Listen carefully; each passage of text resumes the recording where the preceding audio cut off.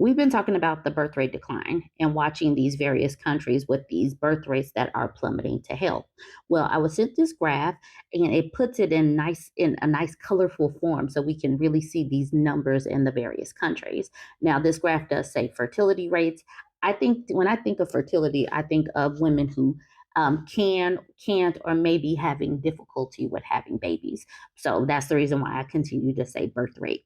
But let's start at the bottom and work our way up to the top of this graph. So, leading the charge, well, at the bottom at 1.4 births per woman, we got Belarus, the Bahamas, Costa Rica, Greece, Japan, British Virgin Islands, Bosnia and Herzegovina. We got Mauritius. I know I just butchered that, coming in at 1.4. Then, with 1.3 births per woman, we got Montserrat, we got Poland, Spain, Italy, we got Puerto Rico, and Moldova at 1.3 children per woman. Then, with 1.2, we got Macau, we got Hong Kong, Ukraine, and Singapore.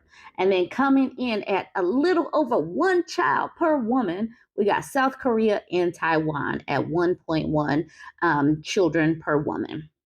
The global average is 2.3. And I do believe that many African countries are bringing that global average up, but there are lots of countries that are below two children per woman. All right, it says worldwide fertility has fallen from an average of 5 births per woman in 1950 to 2.3 births per woman in 2021.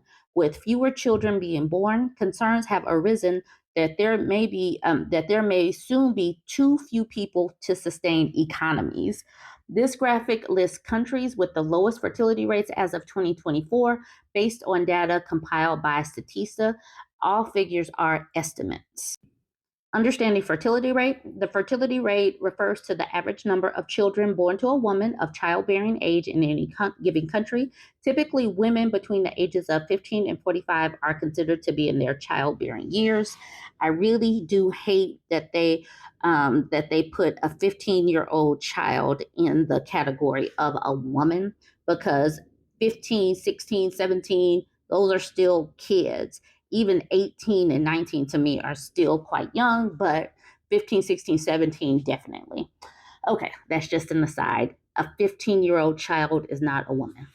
All right. A fertility rate of 2.1 children per woman, known as the replacement rate, keeps the population stable by replacing both parents and accounting for infant mortality, assuming no migration and stable mortality rates. Taiwan's fertility rate is an estimated 1.11 children per woman, the lowest in the world. So this graph kind of just mirrors what we just talked about. You can look at this again, Taiwan 1.1, Singapore, South Korea, Singapore. You can look at this yourself. I'm just putting this graph up there for you to see this. I am not going over all of these, but you can look at this yourself.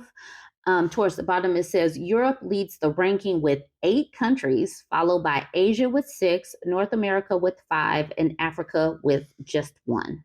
It gives me a heavy sigh that the United States of America is not on this list yet. But ladies of the United States of America, we can do better. Let these birth rates plummet, and let's get on this list. Europe is also the only region in the world expected to experience an overall population decrease in the near term between 2022 and 2050, with a projected decline of 7%. In contrast, populations in other regions, including Central, South, and Southeast Asia, Latin America, and the Caribbean, and North America, are expected to continue growing, but will reach their peak populations before 2100. Still, countries with low fertility rates have taken measures to mitigate the eventual impact on their economies. For example, South Korea has started allowing families to hire foreign nannies to encourage higher birth rates. I still haven't figured out where these foreign nannies are coming from, and are they paying them fair wages? Are they treating them well? But we know that they're not treating their women well. But still, I doubt that that will work. In the meanwhile, Japan has allocated as much as 3.6 trillion yen, which is In the United States, $22.3 billion annually in an effort to reverse the trend. But in Japan, I haven't heard anything about changing culture, the work culture, and the misogyny to allow women a reprieve as far as caretaking the children only and their in laws and family. So I doubt that those measures will work either. Now, moving on to the United States, and another reason why I hope that the birth rate plummets to hell. Infants died at higher rates after these abortion bans in the United States, research shows.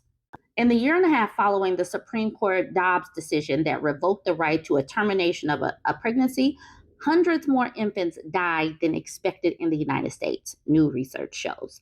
The vast majority of those infants had congenital anomalies or birth defects.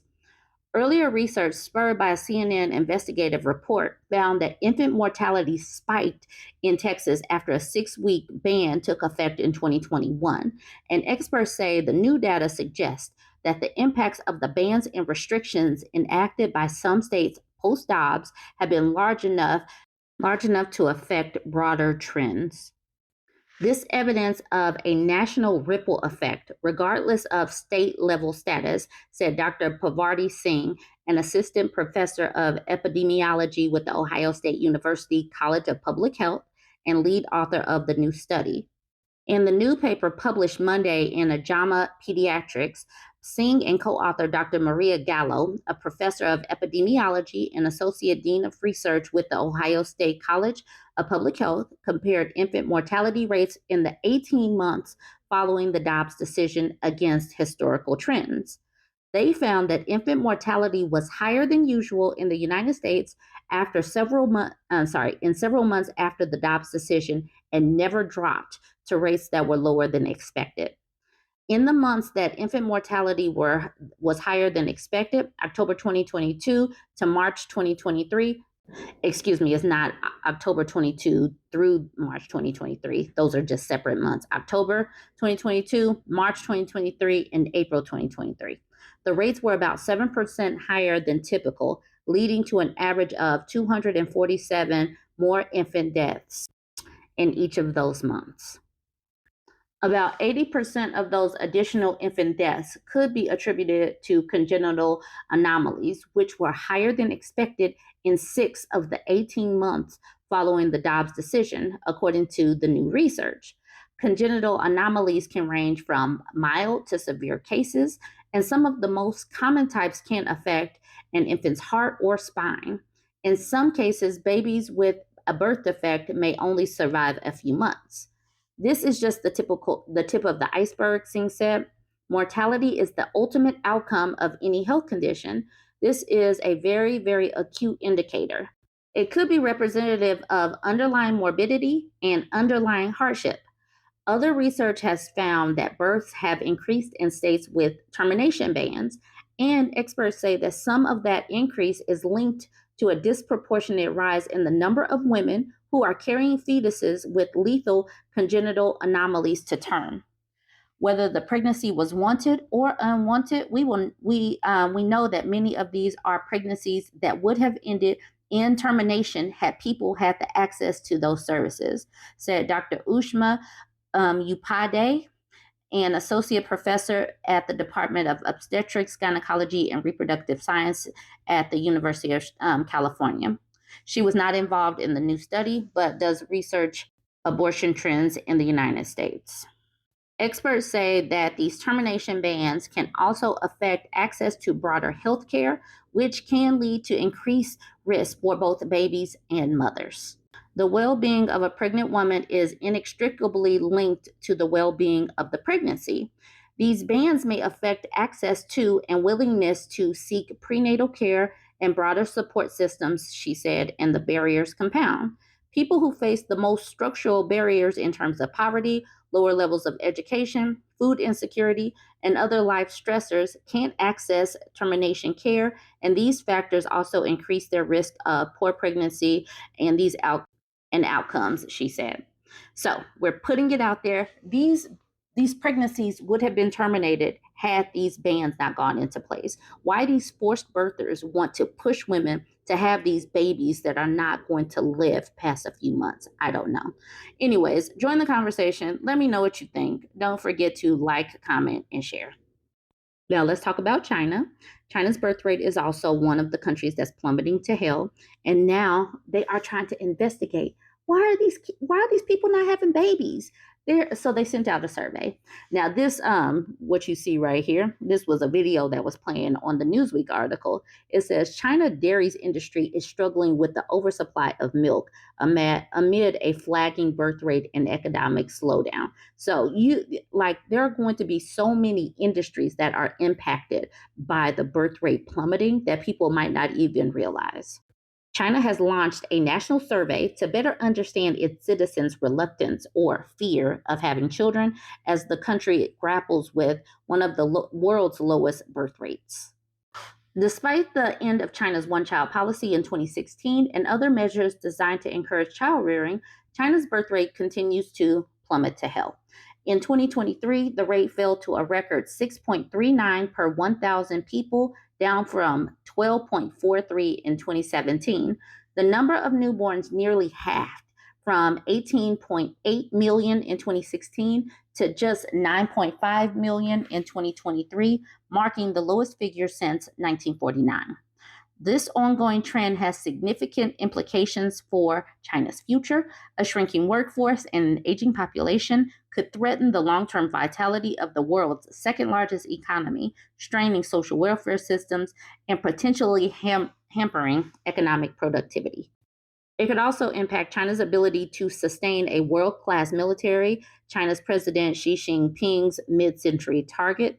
Song Jian, demographer from the Center for Population and Development Studies at Renmin University, highlighted that China raised its two-child policy to allow 3 children per family in 2021. The policy change has yet to reverse the declining trend in birth rates, Song noted.